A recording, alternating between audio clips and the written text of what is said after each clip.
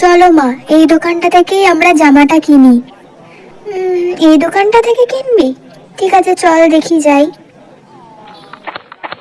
হ্যাঁ দিদি, বলুন কি দেখাবো? হ্যাঁ, আমার ছেলের জন্য একটা সোয়েটার দেখবো আসলে। হ্যাঁ হ্যাঁ, নিশ্চয়ই। ভেতরে এসে বসুন, আমি দেখাচ্ছি। দেখুন দিদি, এই সোয়েটারটা আজকেই তুলেছি। বেশি দাম না, মাত্র 850 টাকা। ধুস, কি যে বলছেন! এর দাম 850 টাকা? এত দাম হয় নাকি তাই?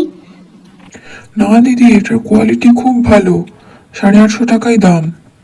আরে দাদা, কি যে বলেন! 850 টাকায় আমি 4টে সোয়েটার কিনে নেবো এরকম। কি যে বলেন না দিদি। আচ্ছা, আপনি নয় 750 টাকাই দিন। দেখি একবার হাতে দিন তো দেখি সোয়েটারটা। হ্যাঁ। শুনুন, আপনি তো অনেক বললেন, এবার আমি একটা দাম বলি।